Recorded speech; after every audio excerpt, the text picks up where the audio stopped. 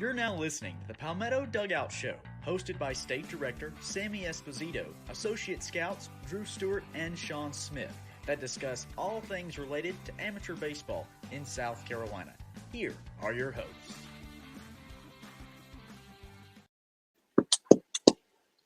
Welcome in to episode 96 of the Palmetto Dugout Show. Just Coach Espo right now. We got two others joining us here. Who knows when? What's going on, Coach? Coach, you doing all right? You look like the start caught you off guard right there. It did. I'm trying to do 300 things no longer on a different computer tonight. It's a lot of problems going on. You gotta adapt and overcome sometimes, and just kind of figure this thing out as we go along with it. You know. Hey, we've adapted. We're live, ready to roll. Nothing changed. No, we're here. We're pumping. We've made it. We had which we're going to get a ton to here in a little bit. We had a big time day on Sunday, and we're going to talk a bunch about that here in a little bit. But we survived that one, and we're about to bounce into another one here shortly. What a time to be alive, Coach. Coach, easy now. What a time to be alive. We'll get to obviously the fall top prospect games here shortly, but we'll hop in, Coach. Coming in, we got Sunday at the Throp, the unsigned senior games. Coach, we're coming in hot, rolling up in there into Winthrop on Sunday. We're gonna release a schedule to the guys that signed up. We're gonna release that tomorrow. Go out.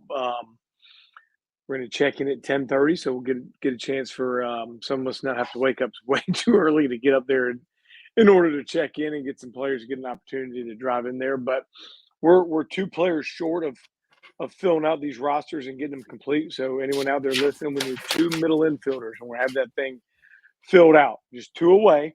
Have those rosters filled out for Sunday. But we got a very good roster.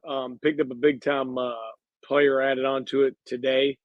Going on to it was a player who had come to some player events in the past and was a commit of a college and now is back out there in the market and is coming out there to try to show off with which a lot of these guys on this roster that are out there that we're going to be releasing as well here soon. So it is a talented roster with a lot of these guys are going to have an opportunity to play at the next level. And we've had some coaches tell me that they're going to be able to come out there this Sunday as well and watch those guys play with eliminating that. If it happens, it happens. We can't ever control who shows up or not, but the power of our social media and the power of all the schools that follow everything we do, along with the subscriptions that they have themselves, can see all the great stuff and great performances that the players are going to perform, along with, all the video that they get. So they'll be able to share and put out there to help, hopefully, get themselves off to the next level. So we're fired up to get out there in winter. But, I saw the long-range forecast supposed to be in the 80s, back end of October, sunny, beautiful day. Watch out. Now, I just got to get this thing fired back up to after Wings the 70-plus kids on Sunday. We got to do it again this Sunday. So we're got that. Went ahead and booked that chiropractor appointment again for Monday. So you're keeping that chiropractor in business, Coach. Coach, so is everybody else that's in there. Nah. You're only supposed to go like once every 2 weeks, Coach. You want every week, 2 times a week. When there's numbness in the leg, you just gotta try to get the thing going. I mean, you're gonna hit fungos too. You're gonna need them to adjust your hips as well. I done forgot about that part. You're trying to block that part out. I ain't coming. I'm gonna ship all the gear up to you guys. No, I'm good. All right, I can't hit fungos or throw BP. Leave that to your part. Nonetheless, excited for that event. Coach already got a text about a kid can play second or short. Watch out. We'll see what we get here. Let's try and sign up. Where's it? Sign up. We'll find out. Hey, we really will find out. Yeah, come on down. Hey, lock it down. Get to that website. Sign up. The website. Make sure you got a subscription too. Coach, big news here. Just went out on the Twitter page, the X page, whatever you want to call it. We have a new event. Heading down to the beach, Coach. I can't say prep baseball of South Carolina's never been to the beach to run an event. This version of prep baseball has not been down to the beach to run an event, so we're going to head on down to the Diamond League facility December 14th. It's going to be an offensive-only day. So we understand December pitchers are trying to either shut down or starting to ramp up their throwing programs to get themselves ready for January, so where they can come out and showcase themselves for the PSAs and rolling into high school time. But offensive-only day.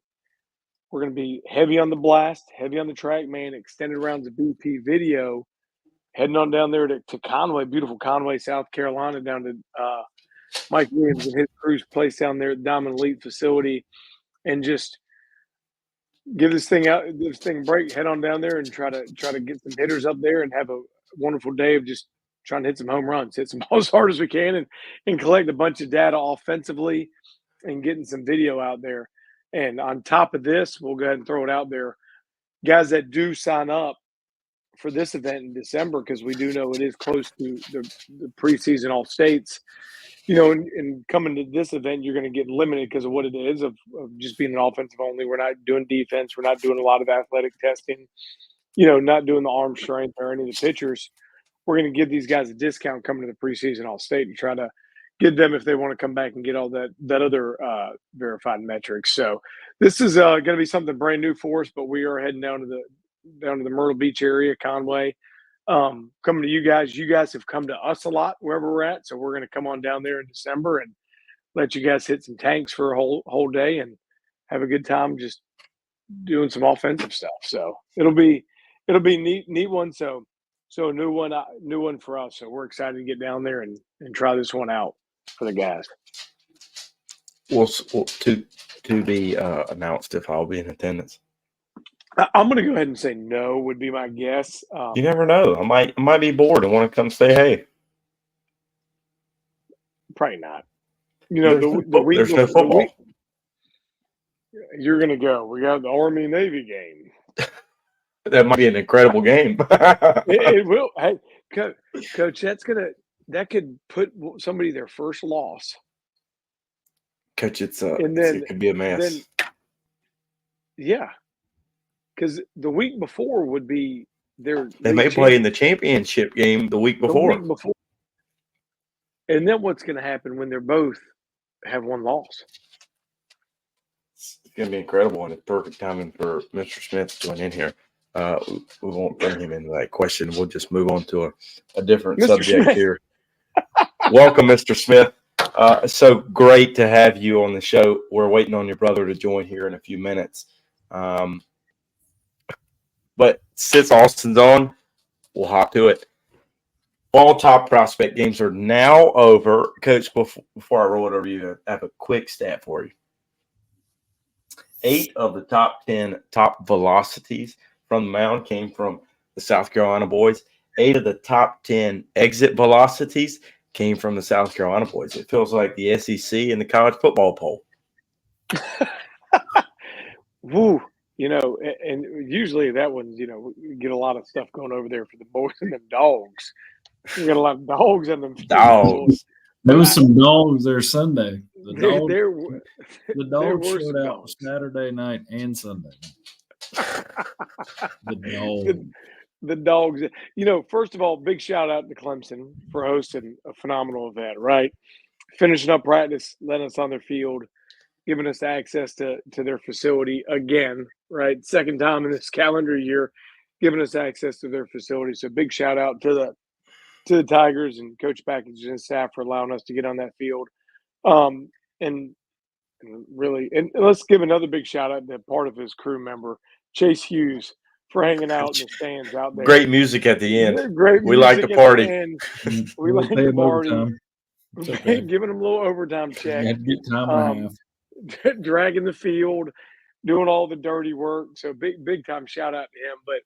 But awesome venue to run the event, and obviously beautiful weather running out, and also big time shout out to Prep Baseball Georgia for bringing their crew up to help us run that event. But first time for us and them, I think, running a fall top prospects, but obviously first time for both of us running this one together. And heck, it's gonna be hard. It's gonna be hard to beat it in the future. I mean, the talent that was on the field was really. I mean, the only thing that's going to be comparable out there was kind of been our future games and super sophomore type things in a smaller area, right? I mean, you can take a look at some of our bigger events that have triple the amount of players that we would have had out there. You can argue with some of the talent in there, but from a smaller number group, I mean, ranking wise, top tier performances. And, let's be honest, if the Hurricane the week before didn't mess up some plans of others, the talent level would have been even better, with some of those 25s. And we had an injury to a 25 that couldn't make it. That's one of the top ranked players in the state. So it would have been even, which is hard to say, it would have been even better of an event from a talent standpoint. That would have been there. But it was, we always have a good time. So it was fun. And we got to, now we'll see if she returns for another event, but we also got to have a new employee that came and worked for us that's trying to do a new angle of doing some different things with some interviews and some things to try to not only help her grow into her future profession, but also try to help these young men get promoted and put their name out there a little bit more. So a lot more of that content will go. But we got the first stat story rolled out today. So that one was out there about 11-ish, sometime around there today, 10:30, 11 o'clock. I don't even know when it went out there. So you guys are out there listening. Run employees off quickly for whatever reason. We do. We'll we had Lever. The last intern, we just Brittle. I don't even know where Brittle was the other day, but that's a long drive for Brittle. I didn't even ask him. A long drive ain't never stopped me and Drewski from getting up at 3:30 in the morning. You at 3:30, more like me. Come on, coach, you're built different. You know what I mean? Well, everybody ain't built like me and Drewski. That's for sure. So just remember that. But I don't know if we're good. We're gonna. She might be cut from that same cloth. She got on a plane and flew to this thing. So she might be more committed than me and Drew. So she flew into Pickens Regional Airport. She took Dabo's private jet back and forth. So the only person had a nicer ride than she did was that new Nissan. Hey now. Oh, careful. Hey now. Coach, I have a feeling you might be rolling in a new ride here soon if you don't know. We're going to find out tomorrow. We'll see. That Chevy. Kia might be making the drive Sunday. Yeah. I don't know if I can ride all the way up there with Drew, but we'll see. You're gonna have to pull on the way home. You have to pull over every other restaurant. I'm gonna ride in the back seat. He gonna hold on to the oh shit handle the whole time. Coach, we got a time for Sunday yet for all of our viewers? Are we still waiting? We do. I mentioned that earlier while you were still not there, but we're gonna check in at 10:30. Okay. Checking at 10:30. Winthrop is requested. They're playing their fall game at Georgia Southern on Saturday night, and they've requested that they're going to be getting in late for us to not start so early. So that's cool. We're going to roll. My son's playing a tournament up there at Tega K that weekend, but I doubt it's going to be at a timing that I can get to that Sunday game. Maybe if they make the championship game, we'll see. That ship at 6 o'clock, you never know. You get one of them things. Oh, we can get to that. No, we won't. We won't be doing that. Oh, Lord. That's a joke. Well, ship by like 9? No. We're going to put 10 on the schedule. Monday morning, maybe. Monday morning, 8 a.m. Coach, boy, hey, I'm going to tell you. Yeah, I had a little bit of y'all. I rolled in about 12:35 a.m. That's light work. That was light work, but when y'all complained about it, y'all haven't had to. Drew, you sleep till like the next day. You know. Yeah. You I- had to my- when get up my- and grind the next morning, didn't When you? my alarm was going off at 5:30 in the morning, it was not too exciting. You Because you know, built I'll- different. built different. You know, That's it's it. some people just, you know. Yeah. And I pull up my watch app and it goes, "You slept for 3 hours and 45 minutes." Then he went to the chiropractor. Oh, I did. Then I went and got that PBR fade. So yeah. Yeah. He went and took a nap. He had a busy day, boys. That's it. Yep. Chiropractor, great clips, and the nap. It's a good thing I didn't go to that person you went to, Good thing you didn't get the trainee. the intern. Yeah. I come Of course out. you I come would- out. I came out of the gate. I came out of the shoot looking like Kirby Smart for a second. So, back up here. Let's try again. Kirby Smart in the fourth quarter after he's had the visor on and off 15 Mhm. times. After they overturned that call, they tried to rob us down there. Had to come in this place and about got robbed. That look. Gotta love it. Hey, I'm gonna throw a before we Hold up. get going here. I got to throw a question out here. My daughter wanted me to put out there. But before we start talking about some superstar players, and my daughter's right over here laying down right now, but she wanted to know why we don't talk about the female athletes. Well, we're trying to start preps off. I did say I go, you know, majority we cover high school baseball, and it's predominantly it's males. And she mentioned one of our friends is a baseball player that's an 8-year-old, and she's really good and really athletic. And I go, well, you know, technically when you get in there, so hey, any females out there, we're open if you want to come out to some events. We don't discriminate in that one, so we can come out. And my daughter be happy, and we'll break down some scouting reports on you. So Yeah, we've taught it's titled prep baseball, but we've never said. I mean, to my knowledge, I don't think it's restricted in any way. But No. if Drew gets that prep softball going, whew, I'm gonna be honest with you. Sometimes high school softball is easier to watch than baseball. It moves a lot faster, and they throw more strikes, and they do you're in and out of a softball game in about an hour. They do a lot better. Yeah. I was at me and my son. We went to a Gray collegiate game last spring, and it was like a 3-1 game. It was like the final, but it was like a 1-1 game in extra innings. And on the right next to the field, Gray collegiate softball was hitting home run after home run and had finished the game by the time the baseball game was like in the third inning, and they couldn't even score any runs. So to your point, I've always been a kind of amazed by the fact that high school softball players are much more fundamentally sound than baseball. You go watch that. I mean, those infielders Why is are. that? I don't know. Probably pay attention better and listen. I don't know. They have better attention spans than males. It could be. You go watch a high school baseball game, you probably got 3 errors on both sides. You go to a softball game, and they're throwing girls out running 40-foot baselines, and I don't know how they do it. So,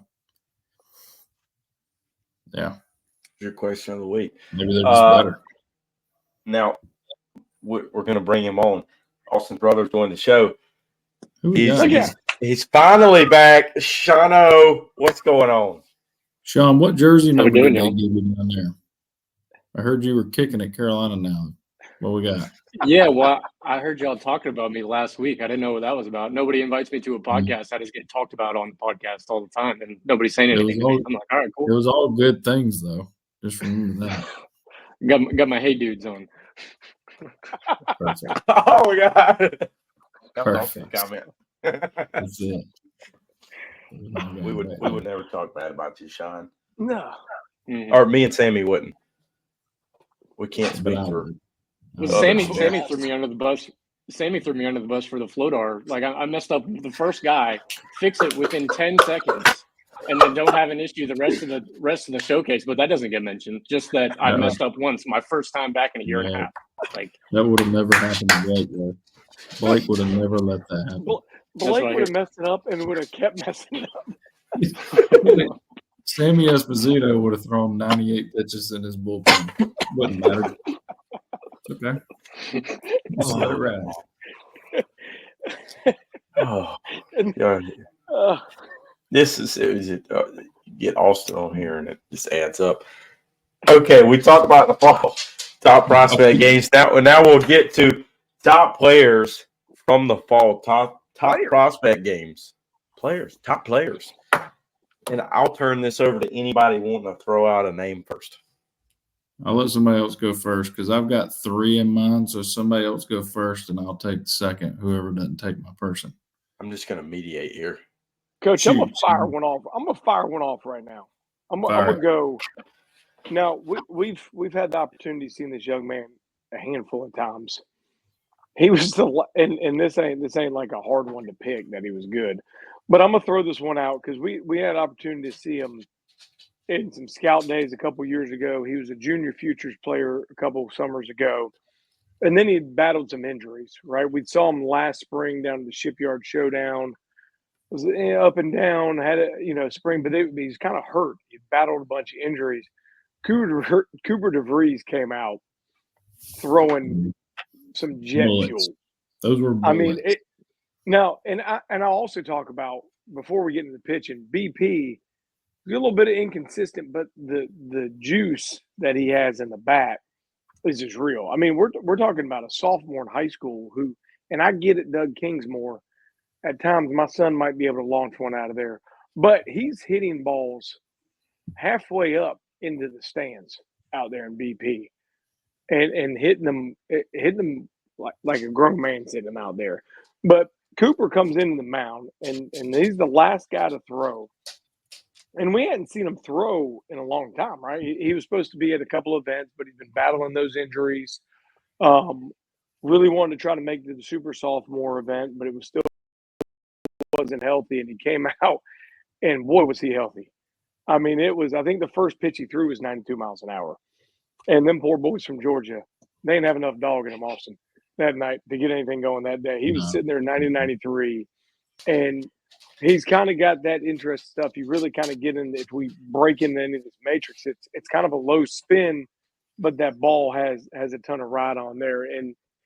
And Coop was extremely, extremely impressive for me. I mean, he's a big, strong, physical kid, but you still see a lot of baby in his face in a good way. So you can still see some projection in there. It's not like, even though he's big and strong, it's not like he's got a full mature beard or anything. He's not like rocking a goatee like Sean's rocking right now, but he's still got some maturity, and the jumps he's made in the last year, the jumps he's made in the last 2 years are always good to see. So sometimes you see some of these younger guys that are physically strong like that. They've kind of peaked, and he's ramping it back up. And boy, was those boys had no chance, especially at 10 o'clock at night after being there for a little while. And Coop, you give him credit too. He was there at checking early as a two-way guy. He was there at 11:30 or whenever he was there to check in. He ran, he jumped. That didn't work, but he did everything else. He did the grip, he did BP, he did defense, and then he took a break and he came back and he played 9 innings and came in through. So he was extremely, extremely impressive for me. And by the way, runs a 6'9" something 60. 6'9", coach. That's impressive for the size of the kid. That's a big man, and that 93 too. I mean, it looked. Man, I honestly, there was a couple I went back there and looked, and I was like, "Damn, that might be 95," because it just looked. Yeah. I mean, it sounded and looked. I mean, I was holding the camera in center field and I could hear it, and I was like, "Oh Lord!" I was trying not. He threw that. I was trying not to get cataracts. That last fastball he threw, I think the track might have been off by then. That last fastball he threw to that kid, he was already packing his bag up. Ball hadn't even hit the mitt. He was already halfway to Toccoa. He was done. He struck that kid out on the 3-2 fastball up and in. That about decapitated the kid as well too. And the kid started swinging before he threw it. Yes. Plus his ticket. It hadn't even ball wasn't even out of his hand yet. His ticket was already punched. He's done. But Cooper is very, very, very impressive to me. Especially you take some time off and battle back from some injuries and be able to come back and have the day he did. It was very impressive. So we're looking forward to watching him continue to grow and put forth a big time winter and into a big spring for old East Side up there. I'm with you though. I think it's really cool to see, knowing all the road that he's been on, having followed him as long as we followed him now, to see him come back out on the other side of that and look as good as, I mean, the other guy that I'm gonna talk about was impressive, but I think Cooper was as impressive as anybody was, and it was fun to watch. It really was. At 10:30, everybody was ready to go home. It was dark. It was cold. We were 3 hours behind schedule, and he just comes out here just throwing freaking laser beams. So, that was cool. A lot of fun. Good for him. Austin, I'll turn it to you since you got somebody. I had two. I knew I needed two, if not three arms stacked up, because I figured I would go last. But since I'm coming back, I'm gonna come back to somebody. I got a lot.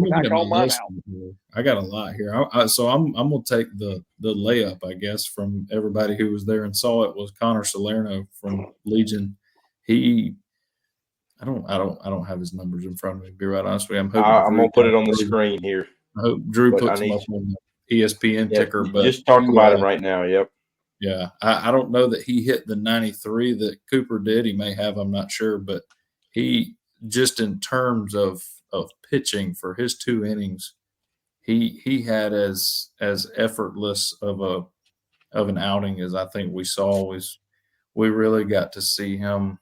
The first time I saw him was at Shipyard last year in that tournament. He threw the ball well, but I did not expect him to have already made the jump that he's made.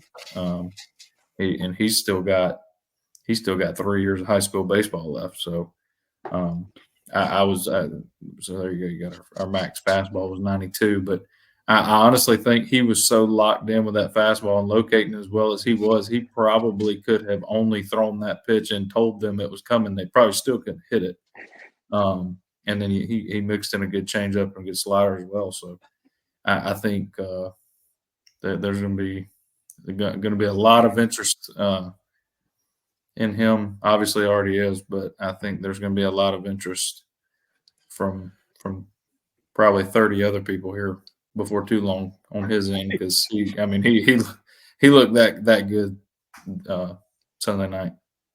I was talking to a couple of people about him earlier today, and kind of like what you mentioned a little bit about DeVries is the same with Salerno. We've gotten a chance to watch him multiple times now, and it's another one that keeps getting better. Connor's been a superstar from the moment we've seen Connor pitch. It's not rocket science. He's really good. It's not hard to see that one, but he's, a lot of these young guys that are so good early, they've kind of peaked. Mm-hmm. They're physical, they're strong, they kind of have all that. They're the best player when they're 14, and they're 92 when they're 14, and they're 92 when they're 18. Well, Connor, in the short time that we've had an opportunity to see him, it's better each time out. It's been a mid-80s, then it's been an upper 80s, and now he's in the low 90s. And, it's another one a little bit like Coop. You kind of look at him in the face, and it's still young. It's not the matured face. He's 6'1", 230, but it's not a strong physical, it's not a bad body, but it's not like he's been years in the weight room of just really strong weight room 230. Like, he's just a bigger kid that's going to put it together. And what's that 92 going to become? No telling. But if you get some natural progressions, you got a left-handed arm that's going to be a mid-90s worst case with what you said, that pitchability. With 2+ off-speed pitches that he can command just as well.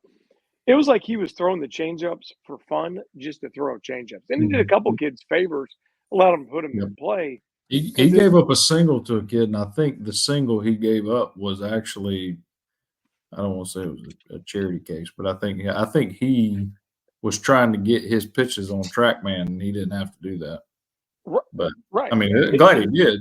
We were able to put his numbers up here, and it doesn't look like he's just a straight heater guy. But it seems like a presence with Salerno too. Like he's just kind of out there, and I've never even seen him in person, just from the video, and you can tell that it's an intimidating presence on the mound there. For you said 6'1", 230. I mean 230 for a sophomore in high school, and you're saying it's still got a little baby weight on him. I mean, that's only going to get better and more lean as he continues to grow and mature. But I mean, yeah, he's already been a high level guy, since you guys have been seeing him and the past couple of years. And I would say that the best thing that I really noticed is just the mountain presence in there. And, he's really somebody that's obviously, he's going to be seeing a lot of other guys who are probably, really good as well too. And he seems like somebody who's not going to back down to him. And yeah, I mean, that along with the stuff, obviously the pitchability, like you're mentioning as well. And yeah, he's a guy that I've been really excited to watch him just on video, and I'd really like to see him in person at some point. So yeah, I'm jealous. Yeah, Drew, we watched him this summer at the Super Sophomore, right? I think we played New York. We played New York. It's the first game, wasn't it? It was the same thing, but it was even easier, I think, against New York. I mean, his 2 innings, it was over in a flash. Yes. Those kids, and they were really, really good players. He's just the thing that's so impressive with Connor is eliminate the stuff. It's the pitchability, right? And that's always been the thing, right? You got guys that got good arms when they're young, and they just rely on stuff, and they don't know how to pitch. They just throw hard, or they have a power breaking ball that they can just throw that one pitch by somebody. But you got a guy who left-handed who can move the fastball in and out. He throws the fastball into right-handers on purpose, and then the changeup's going away. You can backdoor slider down and in, and left-handers got no chance against him.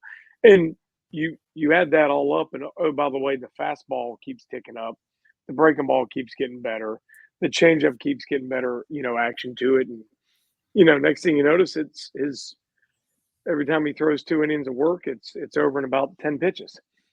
And it's very impressive. So we've been lucky to watch him, the past, 2 years, and, all signs lead to him lining up for Team South Carolina in the future games this upcoming summer.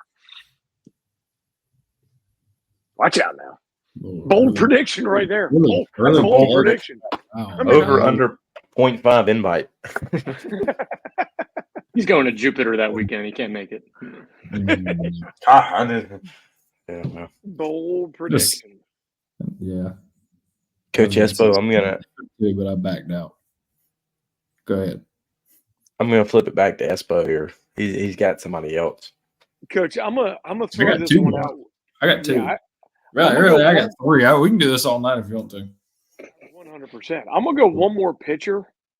And this young man, we got a chance to watch him in a monsoon at the very beginning of the summer, end of the spring, at the Diamond Devils Scout Day. And I know we all kind of washed a lot of that out with the rains that washed washed us out. But young man, Kit, my computer just froze. McLaughlin, my computer just froze on me. So trying to get this all my stats on here. But he rolled out and was pumping some cheese on this thing. It was up to – did I freeze? You're still there. It was me. I messed up. You're good. Okay. But Kit came out, right, and throws his 2 innings. And he had to pitch. We had to throw him on for Team Georgia. And he threw against us. But Kit runs his fastball up to 89. And I think earlier in the summer in a monsoon on the bad mounds, he was up to 86 that day. And it was kind of like, oh, this guy's kind of interesting. We got to, try to track him down and see what we can do. We obviously didn't, couldn't really kind of catch him later on. But Kit also threw a couple nasty sliders the other night. And Kit was very, very impressive, I thought, for that 2 innings of work that he came in there and stronger athletic kid that showed also kind of, what Sean talked a little bit about Connor, but kid showed a little bit of mound presence, showed a little tempo, showed a little pace on the mound out there, and was just kind of attacking and going. And I thought was something that was very, impressive to me, especially for a young man that to us was somewhat brand new. We got a chance to see him early on, but it was kind of I don't want to say a great look, or I don't want to call it a bad look, but it just wasn't a great look. And due to the weather conditions that we were in on that day, the Diamond Devils down there at Cane Bay High School. But Kit was extremely impressive the other night. I thought he opened up some eyeballs on our end, and had a couple text messages from college coaches following the event regarding him. Coach, he looked good, really good. Big frame, tall frame. Got some more room to add right there too.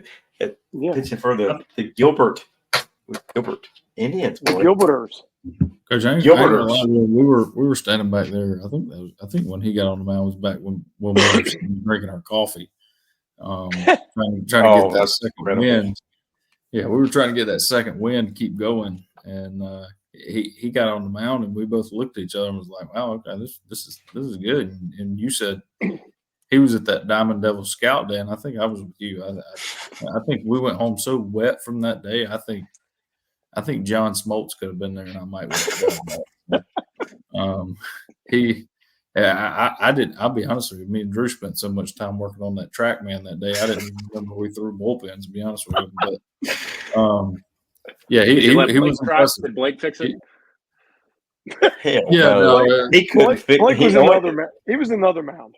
Yeah, he was. One thing he fixes a good roll. Anyway, he was. Oh Lord, I'm gonna keep talking about baseball here, Blake. We love you.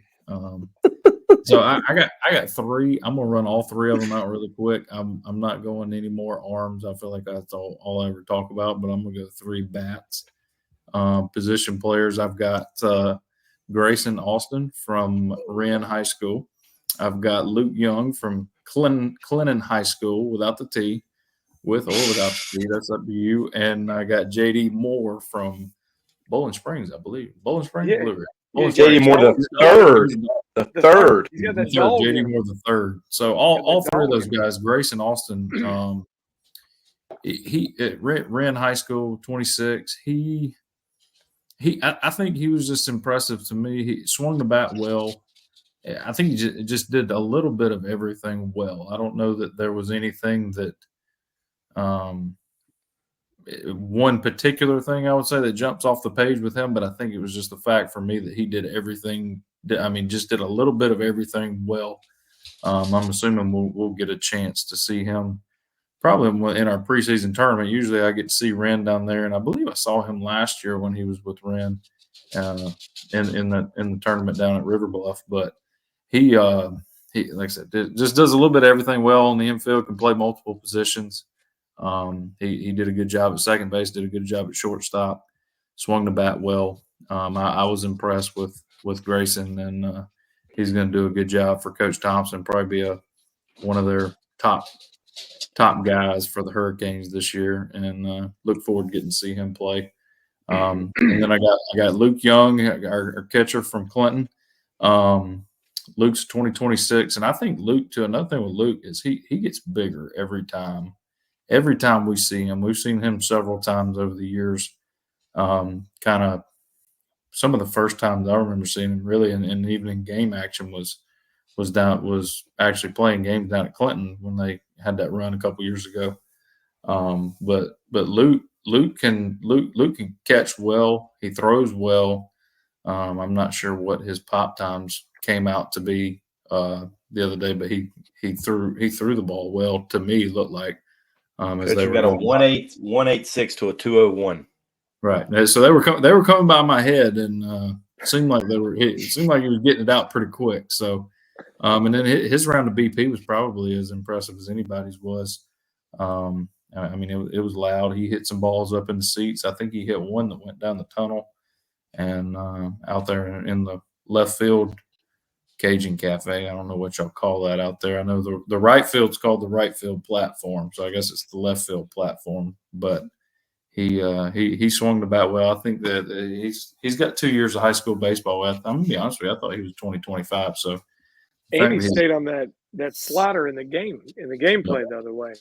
So he's got 2 years left down there for the Red Devils, and I really I expect big things from him going forward behind the plate and at the plate.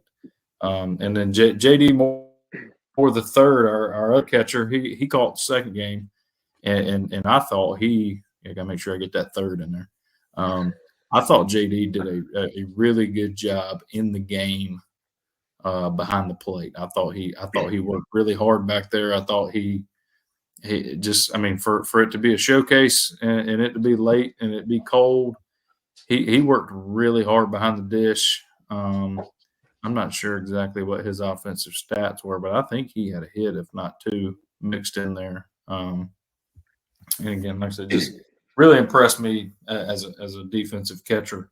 You got his pop time 1.94 down there. So again, he very similar to Grayson, where I think it was not necessarily one thing that jumps off the page to me, but I think just the whole group of things that he did well, and I think he's going to have a good year for the Bulldogs. So there's my three. I tried to run them together. There was a lot to choose from. To be honest with you, we had a lot. I think I said last week I was really excited looking at the roster, and ended up getting some surprises too. Some guys that didn't necessarily jump off the page at first, just looking at names, and there were some good players there. I was impressed. So enjoyed it. There's a lot of other guys that played well and had a good showcase, put on a good performance that didn't just get mentioned. So yeah, I'm gonna give one more real quick before we turn the page on this one. But I am gonna give a shout out because Austin, you hit this one up about JD and Luke, but I'm gonna kind of lump in all the catchers into one thing because I thought one going into it, I knew we had a good group of catchers, but it's always hard at these events, right? Especially as a catcher, a lot of times you've never caught a lot of these pitchers. These pitchers are trying to throw it a little bit harder. They're trying to spin a little bit harder. They're trying to do some things, and we had some catchers that were making some incredible blocks, especially in the day and age where you don't see a lot of people making blocks. They just try to pick things. But I mean, we had guys that were blocking balls that had no business blocking balls, especially when they got a big old screen behind them with a net. That doesn't matter. And these and all of them in general, JD, you talked about Luke. I mean, Cody Branham. I know I'm going to leave somebody off, but they were all making moves. Corbin King hit the tank. I mean, they were all doing questionable tank. Drew might have got some trouble with Georgia, but that wasn't questionable. Regardless if it's fair foul, it was a tank. But they all did a great job. So kudos to all the catchers. I thought they were phenomenal all night long. They kept it clean, caught the ball, threw the ball well, blocked the ball. But I'm going to talk about this young man. This was the first time we had an opportunity to see Pfeiffer Glenn from T.L. Hanna. There's something in the water up there in Hanna at the shortstop position. I don't know what it is. He's next to the line. I don't know what it is, but we'd gotten this young man's name to us, and we're through the help of a friend of the program was able to get this young man to this event, and we heard some great things about him. And Pfeiffer didn't disappoint. Right, I'm out there throwing BP. And you guys are getting everything up and setting the things up, and you kind of rush the first hitter in. And I'm kind of not really paying attention to who the first hitter is, and I'm throwing him. Boom, first swing. I go, damn, who's this kid? And it happened to be him, right? And it's just like a great swing, laser, kind of good-looking swing. And I can kind of tell he's a little upset with a couple of swings, but it was like line drive after line drive after line drive in the gap, right? And then he goes into the infield. And it's just kind of a cool calm. And we know we've done a lot of these, right? We do a lot of these showcases. You see it all the time. You see kids put forth so much energy and effort into the velocity across the field that they kind of ruin and kill their actions of their smoothness of making the play. Well, Pfeiffer really didn't seem to care about the velo across. He showed the arm strength. He showed the carry. but it was just the smoothness and the actions and the cleanliness of his footwork and his hands and making the play, right? I mean, the one backhand play just gets the balls in the air, right? And it's the whole thing. It looks how it's supposed to look, right? And this is from a youngster, 2027, who probably hadn't played much varsity baseball, right? And where is he going to be in that lineup? I mean, T.O. Hanna, hey, here, I'm going to throw it out there now. They're supposed to be one of the better teams this year, see where they line up, but they got another stacked offensive team. Where is he going to be? Who knows? But Pfeiffer was very, especially our first eyeballs on him, right? And he did it right off the bat. It was kind of easy going, easy operator that was very impressive off the bat. So we're really looking forward to watching him as he continues to progress through his high school career. And, big shock, another shortstop up there at Hannah. Coach, I think you're a big Hackett fan. Coach, I think you need to look into moving your son up to Highway 81 up here and see if we can get him. What class is he going to be? 34, 35? There's probably going to be about grader, so what is he? Sixth grader. He's got 7 years left. He'll be a 32. Mm-hmm. So it'll be like 6 more shortstops at Hannah. Well, if Pfeiffer's going to be next, we might could get a 2029, and then we could just 30 or 31. Sam could just come in and do it for 4 years. I mean, he can follow the line of those guys. I mean, all the way back to. I mean, I don't even know who it started with without leaving somebody out. I mean, we got Craddock, we got Reagan Reed was in there, James Parker was in there. Yeah. I know I'm leaving people out left and right, but it's like they. I'd like to see where it started. Who's the guy? The first one I remember was James Parker, but that was just because I was coaching against him, and I remember thinking, like, I hope he forgets his jersey or something so that he can't play tonight. And he did. So, yeah.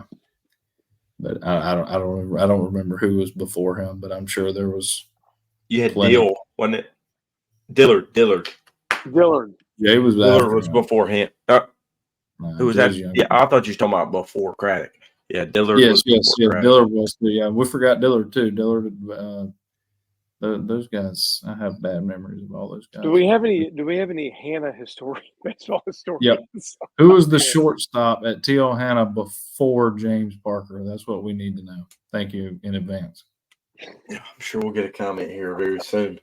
We could probably just track Clemson shortstops for the last 25 years. Probably get all the way back to Khalil Green. Khalil Green played at Hannah? No, he's from Miami. Craddock broke the curse. Yep. Craddock broke the streak. Yeah. Craddock killed it. It is. I can't wait to talk about Gamecock football because I picked those guys to do what they did Saturday. Not necessarily do what they did. You did? I picked them. I did too. Yeah, you did too, Sammy. Yeah. Really? Okay. Yeah, me did. I'll tell you the other one that I picked that was nice. Horse. Oh boy, here we go. Here we go. I think I got hosed. I think I was more than 6-4 too. I think no, you weren't. But I can pull the picks up for you. Week 8 pick records are in. Sammy goes 5-5. Austin goes 6-4. I go 3-7. That brings the total records to Sammy at 45-42. Austin at 46-41 with a game lead. And then I'm 38-49, but we won't say that very much. Tell him. Oh, hold on. Hold on. Let's say that again. What was Drew's record? You see it across the bottom if you look at the Sports Center scroll. Anyway, hey, Sean, you got a lot to live up to here. The guest picker has never finished above third place. All right, that sounds good. Sounds like a challenge. It seems like you're pulling up what I was doing when we were doing this. If it makes you feel better, the same person has finished in 4th place every week since we started. So, because you killed it. I got you. Anyway, we do. Sean, you will pick second. I'll go first since I got the worst record. Sammy will go third. Austin will go last here. We'll start off with the 5 straight up games. Here we go. LSU travels to A&M in a top 15 matchup. We're going to call the Aggies. Give me the Aggies to win this game. I think LSU can. I think A&M defense is going to stiffen up here. I don't know. That LSU quarterback, he's something different. We were watching him here in Columbia. He was slinging that thing around. He can move around the pocket a little bit. I like Tigers in that game. Built different. Mm. Oh, I'm up. If you're on the screen, you're up. Caught me off guard. I'm going LSU. I'm going LSU too. I think they got the better quarterback. Yes. I think that I in concur. the SEC, I think the better quarterback is going to win out. Although I do think that Texas A&M team's got a good team. He's a good coach. The comeback is real. It's going to start right here with the Aggies. Back from you? Yeah, that's what I just said. There you go. You heard me. You heard me loud and clear. I hear you. Game 2 here.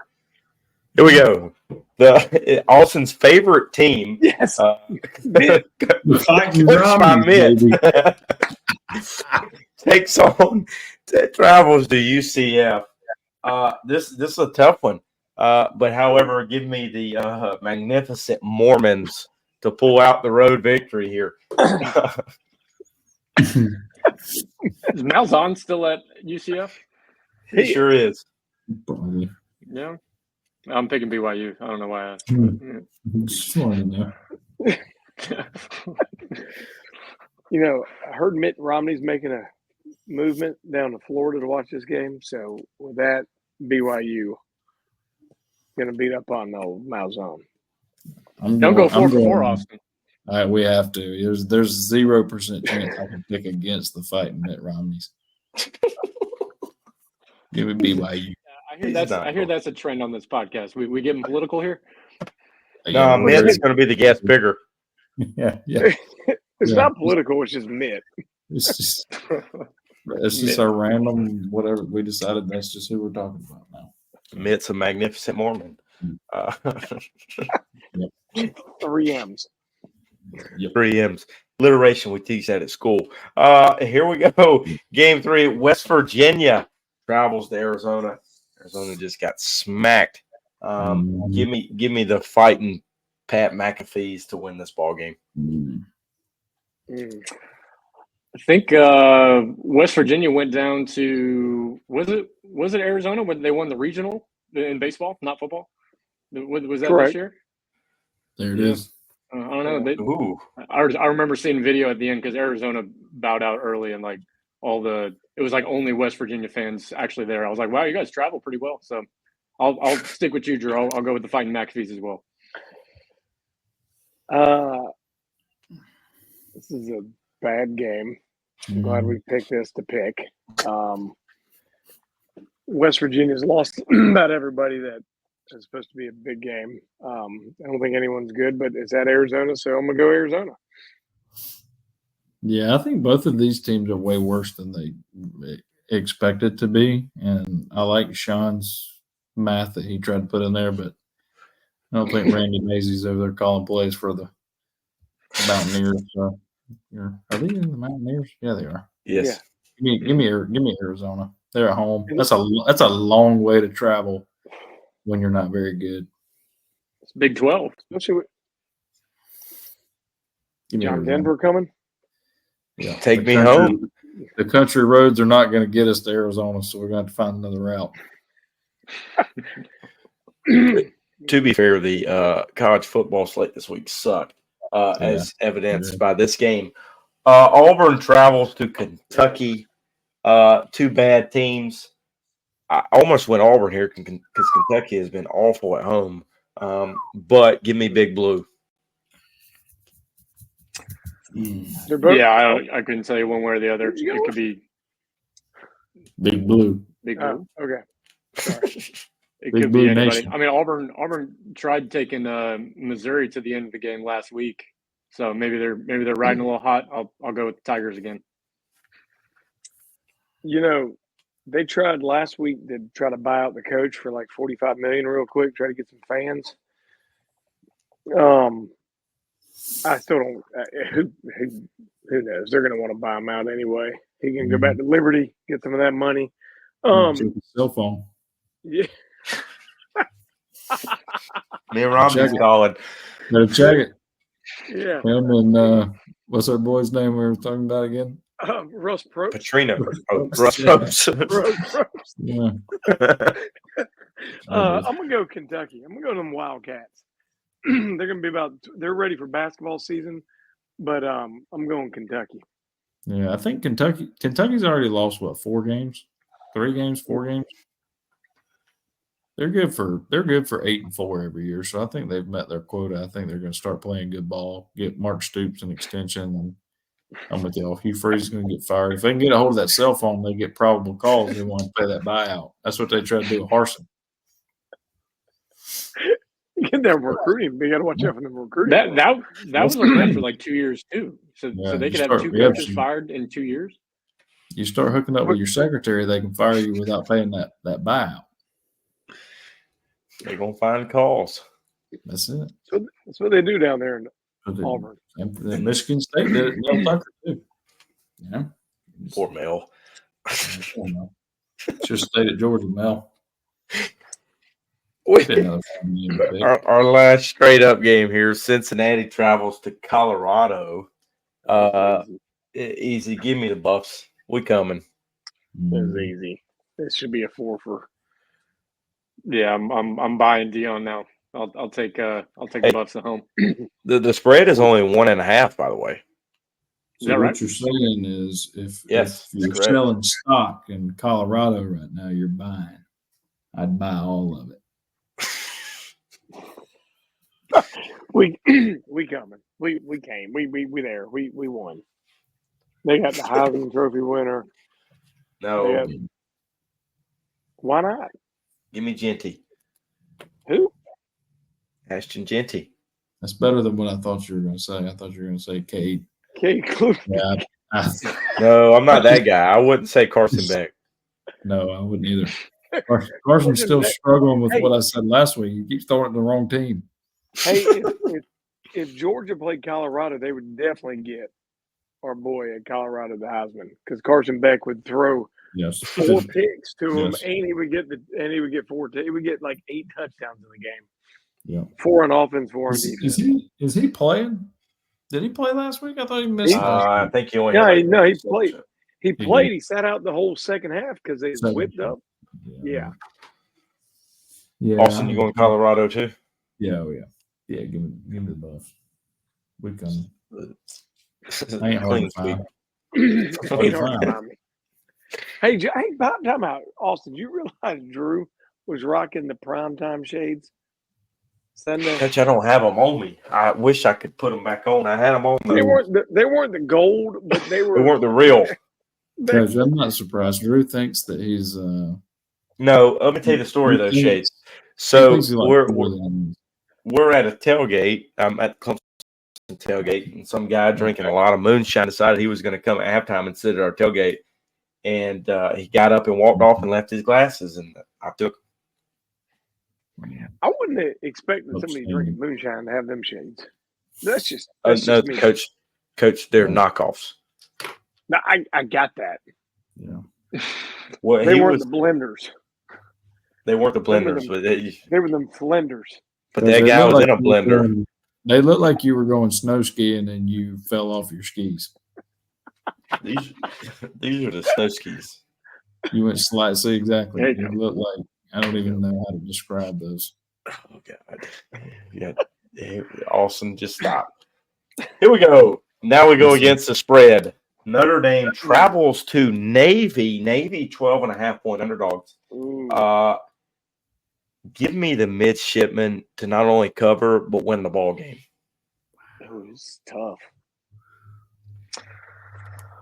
Yeah, I mean, I feel like it would be Notre Dame's got to come out. Offense got to be firing if they're going to be covering that spread, I think. So I'll probably take Notre Dame to win, but I'll take Navy to cover. This is a tough one here. Can't bet against the military. You can. Maybe Notre Dame will learn to quit. People have tried before and found out. Yeah, I mean, see what happened to old Bin Laden. You know what I mean? Maybe Notre Dame might learn to quit taking the transfers from Wake Forest if they want to have a good offense as a QB. But because more so not to win our little thing we got going on, because I want to see the ending at the end of the year. I'm going Navy to cover. I would love nothing more this football season aside from the Dogs winning the national championship. I would love Army, Navy both to be undefeated playing that last week to see who gets in the playoff. I would love that. Having said that, I think Notre Dame walks in there and just houses them this weekend. I do too. I just want to obliterate them. I'm with you, Austin. That's what I really want to pick, but I'm just for this. Yeah, my heart says I want Navy to win, and aren't they both be 11-0? And yeah, that would be a lot of fun at the end of the year. But I think Notre Dame wants and beats them by 4 touchdowns at least. Get that triple option back. They got Rudy. We get Paul Johnson. You imagine if Paul Johnson and Rudy were there together? That'd be a nice championship. Just hand it to them. Missouri travels to Alabama. Alabama 14-point underdogs. Missouri is not good either. However, the Tide has been ugly the past few weeks. But the Tide roll here. They win by 15. Thanks. What time is the game at? Sean, that's a great question. You know, I can tell you in like 10 seconds. Hang on. Well, SEC. the reason I ask is 3:30 on ABC. 3:30. Because 2 weeks ago at noon, Bama did not cover the spread, and narrowly beat the Gamecocks. It was a tough game. That was a tough game. But because it's at 3:30, I'm gonna take Bama to cover. You know, you say Missouri's terrible. They're 6-1. They just don't look good. I get that. They don't pass the eye test. They're 6-1. Have you watched them? Yeah, I have watched them 3 times, and I've lost money on them. They don't pass the eye test. They don't suck. pass your bet test. They don't pass your gambling test. Coach, let's go through it here. We got they barely beat Auburn. They got smacked by A&M. We beat Vanderbilt in 2 overtimes. We beat BC by less than a touchdown. Top 25 team. Yeah, they got a lot of. They got some ranked wins in there. Yeah, we'll get to Vanderbilt in a minute. We'll get to Vanderbilt in a minute, but continue your pick here. Because I like the coach, Missouri. You are a drink of wits fan. I am. I'm going to tumble in my rankings some more, but Missouri, just because. I think they keep it. I think they keep it within 14. I don't think they win the game, but I think they don't lose by 2 touchdowns. Give me Missouri. Yeah. Their quarterback came out of the hospital last week and finished the game. You want to talk about a dog? He got his dog. He got that dog. He's a dog. He got 2 W's in there. That's a tiger right there, boy. Drew, you took him on the spread. You took him on the spread last weekend, Missouri. Yeah, I did. Well, we're going to talk about it, Sean. Ouch. No, Coach. When I put it in there, it was 7.5. I don't want to talk about it, Sean. He showed up 2 hours early to the event Sunday, thinking Sammy would pay him extra so he could try to recoup it. Anyway, here we go. Illinois travels to Oregon. Illinois got a big win against Michigan. Oregon's rolling at the right time. Give me the Ducks to cover in this game. The new number one team in the country, too. Mm-hmm. Real number one. I know. Obviously, last week, the number one team got rolled over a little bit. It seems like that keeps happening. I'm going to take the Illini to cover in Eugene. Wow. I think Oregon might have the one or two best coach in the country, arguing with Austin on the number one coach, but they come from the same cloth. Beamer.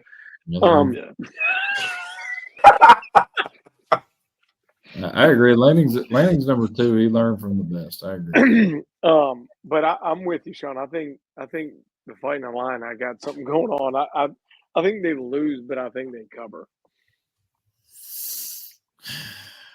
If it was not, I mean, I went Illini last week and I felt good about it. This week I don't. I think I'm gonna have to go with Drewski. I think the Ducks are gonna get really hot here. They were my national championship runner-up pick, so I think they just keep riding. I think they just keep riding this train. I think Dylan Gabriel's going to win the Heisman, and give me the Ducks. It's a shot in the dark, Coach. He's coming. He's coming somewhere. Texas travels to Vanderbilt. Here you go, boys. Vanderbilt 18.5-point underdogs. Could be arguably the biggest home game for the Commodores in recent memory. However, Longhorns took a tough L. They bounced back here. I don't think Vanderbilt can keep it rolling. Give me the Longhorns to cover. Ooh. Yeah, I think Texas. I don't know, wasn't ready for last weekend, or I don't know, Kirby had the boys locked in or something like that. But I think Texas gets back on track here and wins by 3 scores.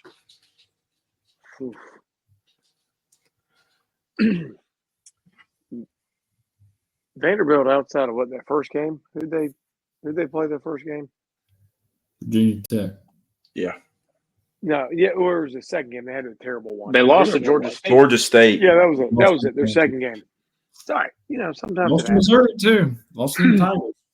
Yeah, but everything's been a tight game for the Commodores.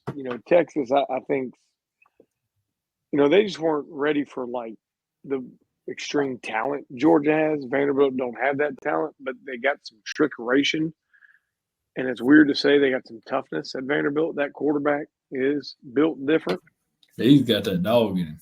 He's got something in him, boy. I tell you what, I think Vanderbilt covers. I think Texas wins by 14, and I think Vanderbilt covers. Man, I think Sarkisian got his feelings hurt last week. I want to pick Vanderbilt. I really do. I'm going to pull for Vanderbilt. I think game day should have went there. Where's game day at? I don't know, probably A&M, LSU. Bloomington, Indiana. Yeah, Indiana. Who are they playing? About to find out.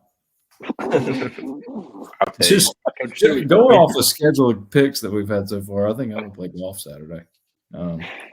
Washington. I think Sarkisian got his feelings hurt last week, and I think that he's going to come out and do his absolute very best to run the score up. I think they win by probably like 5 touchdowns. I think they just walk into Vanderbilt and remind them, y'all have had a really good story so far, but y'all are still Vanderbilt, and this is what we're about to do to you.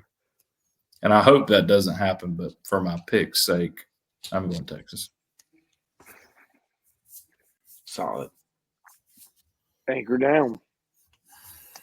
Anchor being thrown. How many people are going to be there? About 40,000?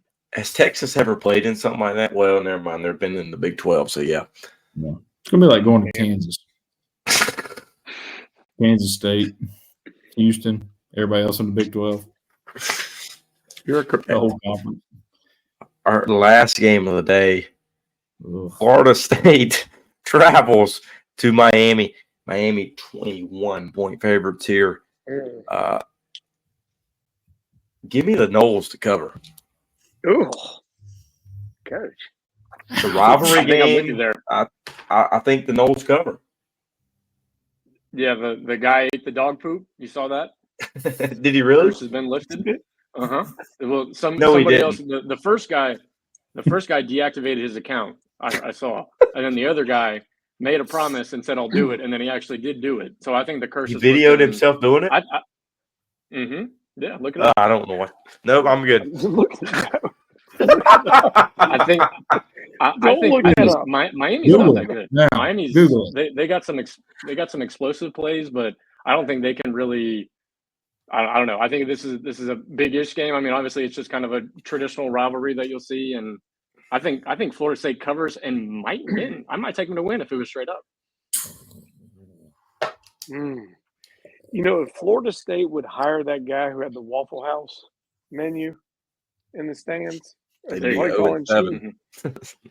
in the video game headset, I might pick them to cover with the hash browns. But Miami, I think that quarterback's going to try to prove something to them playmakers, and I think Cam Ward's going to try to let everybody know he's a real Heisman candidate and light them up.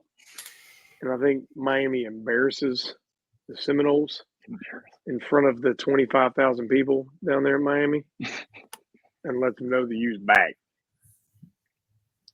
Yeah, I think Miami's got too much to play for right now, and I think Florida State is just. I think he might get fired at the end of this year, and Dion might be down there before we know it. They can. They just paid him. Oh, doesn't matter. Money don't matter to these people anymore. Money don't matter. I mean, Auburn's paying 3 coaches right now. Who cares? Florida State at one point. Florida's about to do it again. I'm pulling for Billy though, except for the next game. Yeah, give me Miami. I think they're. I don't think they're great. I don't think they're a top 5 team, 6, whatever they are. I don't think they're there, but I do think that they're 3 touchdowns better than Florida State. Who's Clemson's biggest fight in the ACC? You would say, Coach, on the schedule or throughout the season? Throughout like whoever you're going to see in Charlotte. Clemson, Miami. Miami. Yeah. I don't know. I think Miami trips up. Pittsburgh. I was about to say Pittsburgh at Pitt might be yes. Blitzburg a little more difficult SMU. than Miami. Is Play Jerome, SMU. is Jerome Bettis coming out of retirement for that game? Sean, the Tigers don't play SMU unless Miami loses. Miami's going to lose, so I'm telling you, right? You heard it here. Yeah, I'm gonna be Smooth. honest with you. The toughest test Clemson has, and this is not as much of a knock on anybody else in the conference. I think the only thing that stops Clemson from winning the rest of their games It's Clemson. is if Cade Klubnik keeps playing the football he's played the last 3, 4, or 5 weeks. There's nobody on the schedule that can, at least in the ACC, there's nobody on the schedule that can play with him. Yeah, good catch there. Yeah, if he goes back to the original Cade of, seeing ghosts or whatever he did last year in the first game this year, then Pittsburgh, Syracuse, Miami, North Carolina, Duke, all those guys, they have a chance. But I think Cade playing the way Cade's playing right now, the only team on the schedule right now that can beat them might be Dylan Stewart and Kennard down there. So that's what I told. I told Drew that. I text Drew that. What was it? The second game of the year. I text Drew. I go, if I was a Clemson fan, because I was watching. I go, if I was a Clemson fan, I would not be excited about actually having to play South Carolina this year. Mm-hmm. I go, I'm not saying they're going to win. I go, but it's a different team they got to play. I don't know if South Carolina can score any points. I don't know what if they do points, well, right. I think could cause problems for Clemson personally. What they do really well, I'm with you. I don't know if South Carolina's offense can score, but if their defense scores enough, it don't matter. Like they did last week, hey guys, y'all just don't turn it over and give us a chance. So Klubnik might be out of the game. Like dead. He might get tattooed by them. Dylan Stewart. You know what I mean? He might shot. Be careful. Hey, that was the quickest. I'm in the stands. He's on our side of the field when he did that, and it's like that was the only bit of momentum we got at all, like that whole second half. And it's the quickest. Yeah, no. Like, like come on, you knew what he's looking down at the guy. Like it was that was not smart, but he's 18, I guess. So sometimes you got to shoot somebody. You know, I mean, Do you think he planned that? Do you think he planned that ahead of time? Do you think he said, the next sack I get, I'm just going to light somebody up? Or do you think he sacked him and just stood over him and said, you know what, this is what I should do right now? The best part was he does that. He gets penalized. Later on, they're on the other side of the field. We stopped him on like third down at the 5. And he didn't do it at the guy, but he did it to his teammate later on. He shot the gun again. I was like, put it away. We don't need put it away. Put the gun away. Just go over and give it to Shane. Shane, do something with this. At least give him a pistol, not a shotgun. I guess friendly fire don't get flagged. Did you see that one guy that I forgot what team it was? He acted like he had a pistol and shot the guy. He sacked him. He did it. I think the bigger question about South Carolina, this Kennard guy that's got like 16 sacks and he's turned into the next Clowney and like J.J. Watt mixed together. How was he on the roster at Georgia Tech for 3 years and nobody knew it? Where was he at? I think he played all right. Like I went back and looked at some numbers. He did okay. Like at least he probably got hurt or something like that. But it was just under the radar because he's at Georgia Tech. So, but I mean, yeah, come here and do it in the SEC, and he's proven it. He's a grown man. He's like my roommate works. He does strength conditioning with the team. I think he's our age or older. So he's like 23, grown man with kids, everything. So he's head hunting. He's got that grown man strength.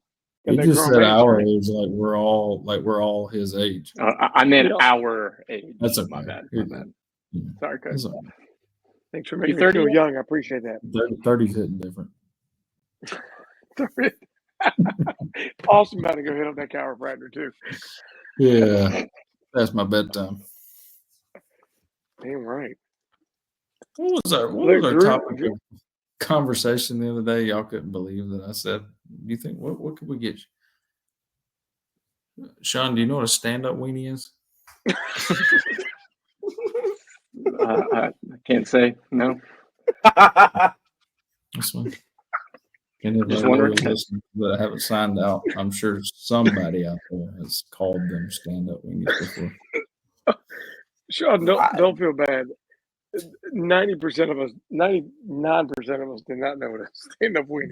Drew's boy did. Kimmy knew what it was. I knew what it was, but I had never heard it called that. I didn't know what it was, and I've never heard it called that. In the Esposito household growing up, we never ate stand-up weenies. Stand-up weenies. Y'all, I'm going to tell y'all something. Y'all hang around me long enough, I'll learn you something. I'll learn you something. Is that what never mind. He learns him kids something every day. Learn. So, all right, are you going to describe what it is there, Austin? Or you can tell Sean, or we just? I thought I'd already told him. It's vein sausages.